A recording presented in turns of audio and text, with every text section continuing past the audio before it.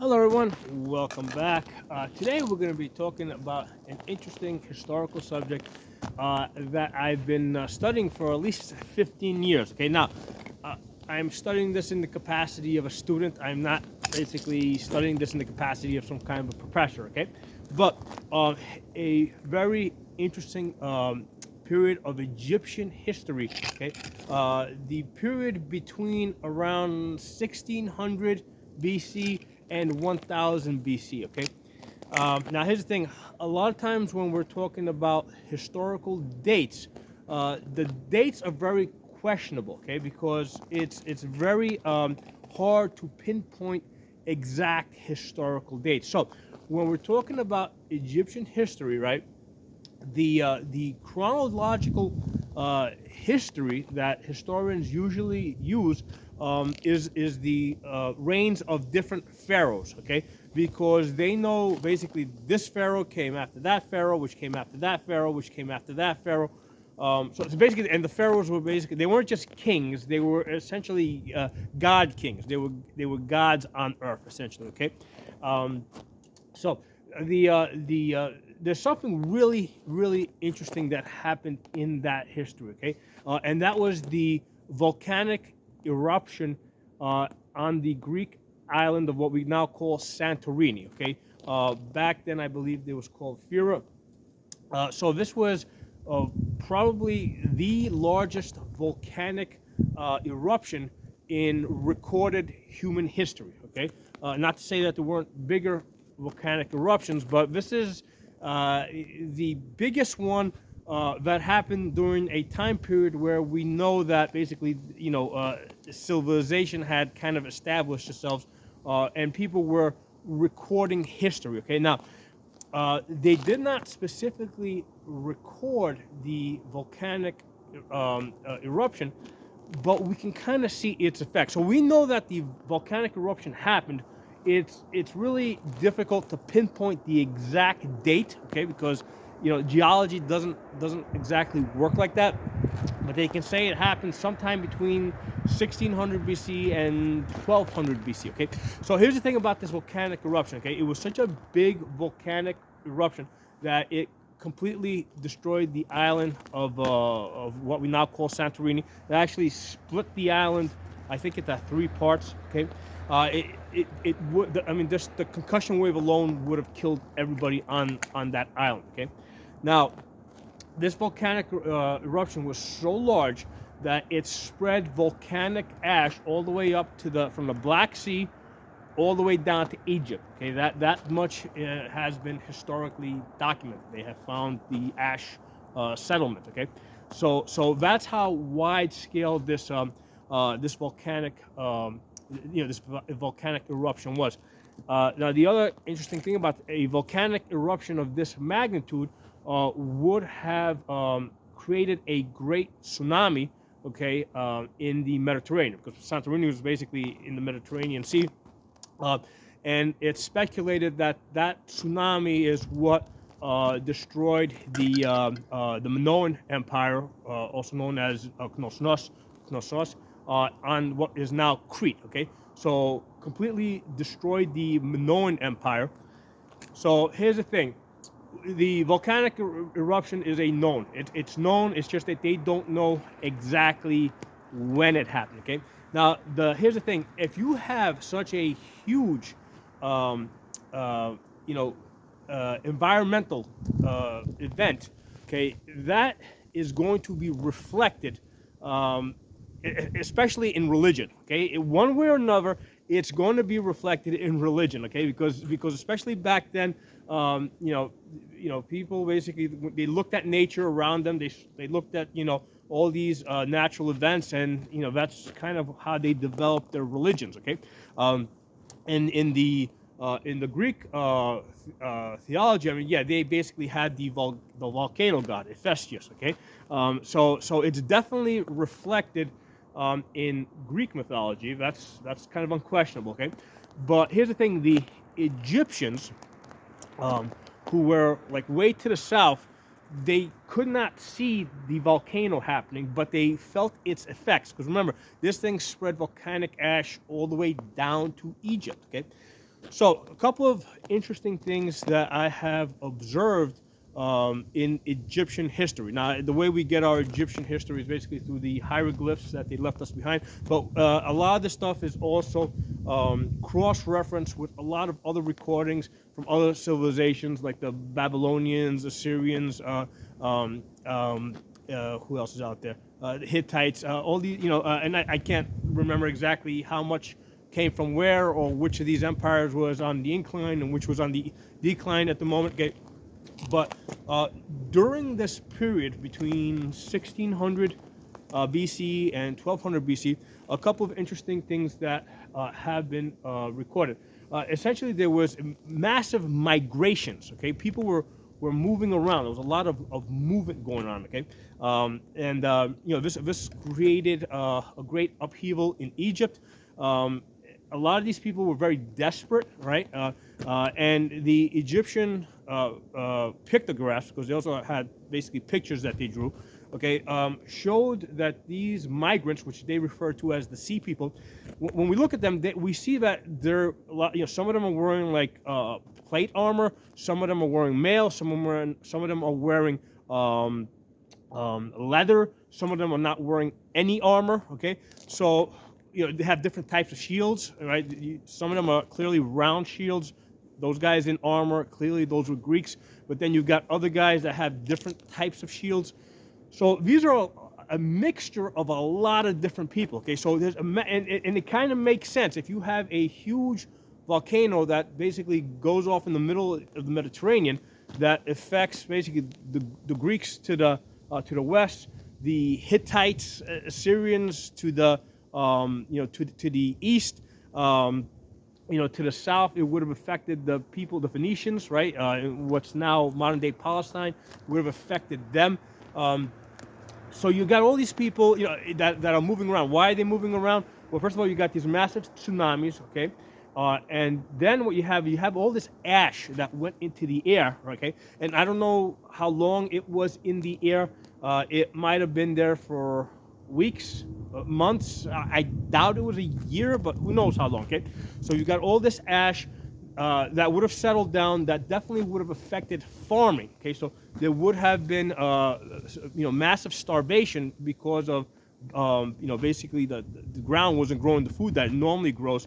And that has been reflected in Egyptian history, that there was famines during this period.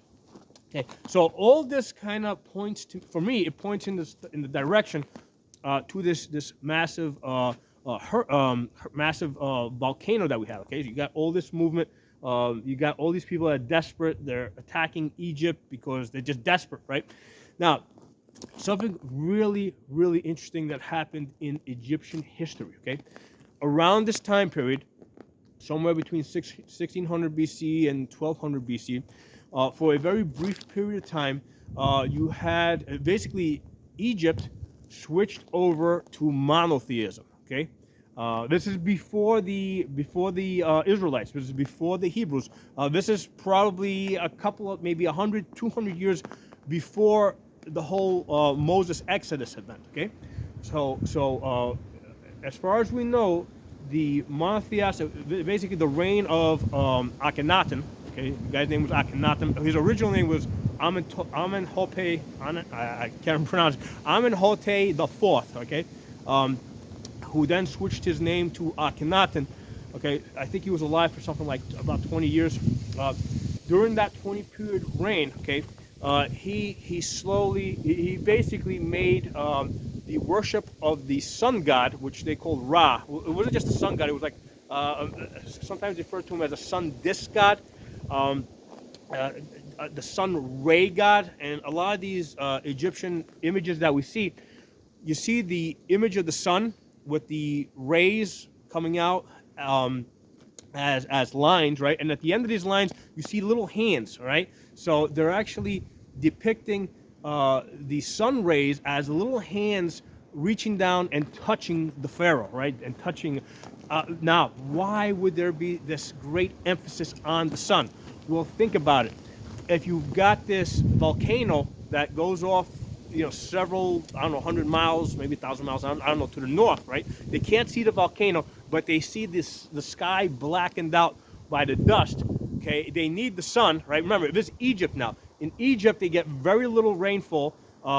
They don't see much clouds. So if all of a sudden the sun disappears, I mean, that is a major, major event for them. Okay, so to me, it makes sense that the Egyptians would get so panicked, right? And and I don't think it happened during Akhenaten's lifetime. I think this happened earlier, either in his father, Amenhotep III, or maybe even earlier.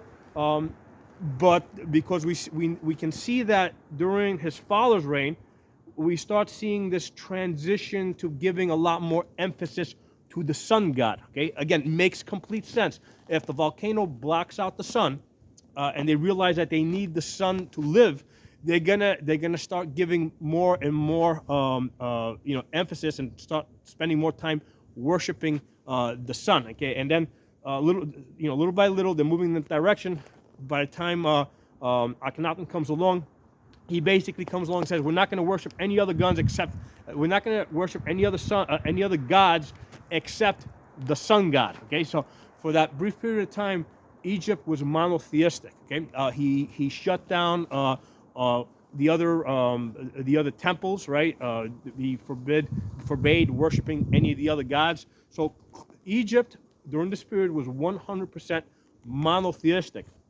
Now, after he died, okay, now this is really important. After he died, because the priests, right, and when we say priests, we don't think of priests like we think of priests today. The priests were basically a member of the ruling class, okay? They were the lords, right? So the priests used to make a lot of money by people coming to the temples, essentially their courts, right? What we would call during medieval times their courts. But people would come to these temples and basically pay homage, bring make offerings to to whatever god they happen to be emphasizing. That's how the priests made their money, basically. So they were really upset by this action that Akhenaten shut down their temples, forbade the worship of other gods. So as soon as he died, they basically switched back. Okay, now when they switching back is not like an easy thing, because here's the thing, Akhenaten had actually moved his capital he actually built a brand new capital, right? Dedicated to the worship of this sun god, and this whole cult basically developed around the worship of the sun god. So after he died, a lot of these people would have been devout followers, okay? And they wouldn't have wanted to switch back. Their interest would have been to keep doing the thing that they were doing.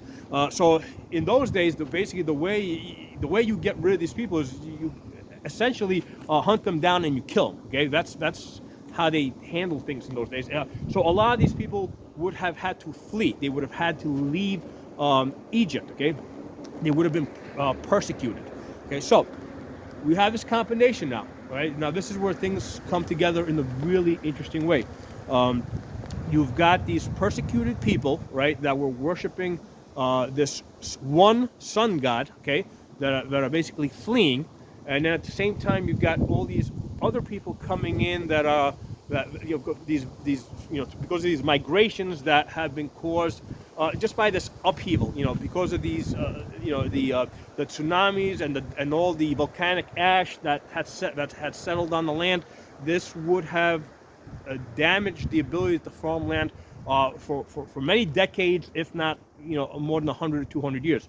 So you've had all these people migrating, and I'm thinking that these two people are basically running into each other, and now you as they start mixing, you get a whole new group of people, okay? And I think it seems to me that this is the people that we know as the Israelites, okay? A combination of these sea people mixed in with these persecuted worshippers of the sun god, okay, of Aten. He was the Aten god. That's what they call him.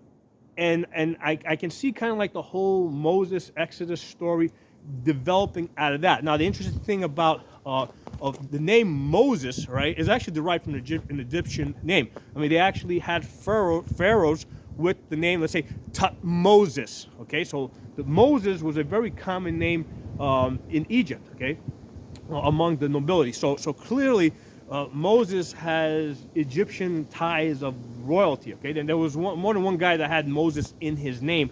In the throughout Egyptian history. Okay, so that's how I'm seeing it. In my study of Egypt shows me, right, that the volcanic eruption at Santorini. Okay, the worship of the Aten god, the monotheistic religion in Egypt, and the Israelite exodus are all connected. Okay, it all didn't happen at one time. It happened over a period of probably 200 years, because over when you're looking at something like this doesn't just happen in one day. It happens over a long period of time. The interesting thing here to consider is that the Bible, for example, it was not actually put into writing until many hundreds of years later. Okay, I think that the earliest Torah writings date to around 800 BC, 700 BC. Okay, so this is much later than the reign of I think Ramses the Third. I think that he's the pharaoh that they suspect was the pharaoh that had the whole conflict with Moses. So there's several hundred years of time gap between when when the Israelites exited Egypt and when it was put into writing. The most reliable source of history is actually the Egyptian writings, because they were contemporary. They were writing this down while it was happening. Now, the interesting thing with this is after Akhenaten died and his monotheistic religion was rejected, they did try to basically chisel away that part of history, okay? But some of it did survive. That's how we have this information. So what I'm doing here is I'm putting this information out there for you guys to research further, right, on your own. I think it's a very interesting part of human history, and I think these three things are related, okay? The volcanic eruption of Santorini, okay, on Santorini, the monotheistic religious period in Egypt, and also the Israelite exodus. Okay, I think all these things are related. So I hope you guys enjoyed this video. Drop some comments below. Let me know what you think, and even in the future, if you guys collect some more information on this, you can always come back and drop some more information. If you aren't a member of the channel, subscribe, hit the bell button so you get more notifications of videos I put up. I'll talk to you guys soon.